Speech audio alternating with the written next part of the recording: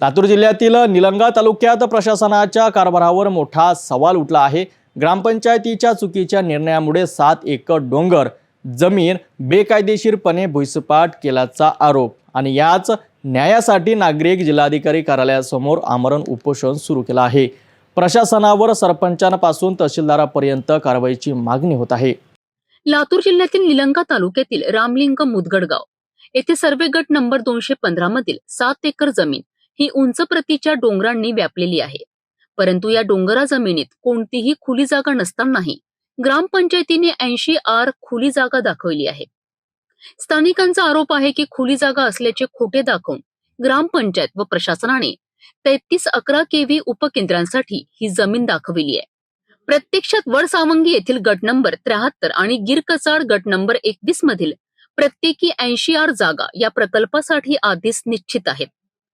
तरीही रामलिंग मुदगड येथील डोंगर तोडून जमीन सपाट करून काम सुरू करण्यात आले आहे। यामुळे गावकऱ्यांमध्ये प्रचंड रोष आहे।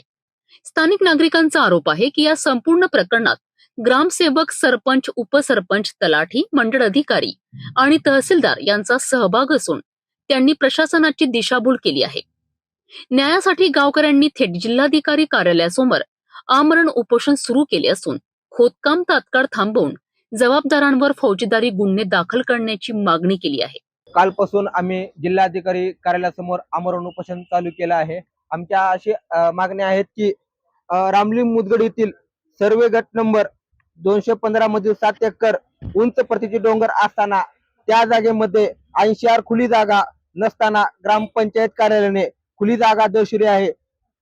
त्या जागेची सध्या असलेली डोंगर भुईसपाट करणे सुरू आहे व खोदकाम तात्काळ थांबविण्यात यावे आणि त्यांची चौकशी करून संबंधित ग्रामसेवक, सरपंच, उपसरपंच, तलाठी, मंडळ अधिकारी, तहसीलदार यांच्यावर तात्काळ कारवाई करण्यात यावी आणि नियमानं ही डोंगर खुली जागा नसताना ग्रामपंचायतने आणि सरपंचाने ह्या दोघांनी संगमत करून इथे 7 एकर मध्ये डोंगर असताना खुली जागा दाखवली, पण ऍक्च्युली ती खुली जागा नसताना कलेक्टरची दिशाभूल करून त्यांच्याकडून खोटे कागदपत्र दाखवून हे अशा पद्धतीने आदेश केलेला आहे। ग्रामपंचायतीच्या चुकीच्या ठरावामुळे डोंगर जमीन गायब होण्याच्या मार्गावर आहे। स्थानिक नागरिक न्यायासाठी आंदोलनाच्या पवित्र्यात आहेत। आता जिल्हाधिकारी काय निर्णय घेतात आणि जबाबदारांवर खरंच कारवाई होते का याकडे संपूर्ण लातूर जिल्ह्याचे लक्ष लागले।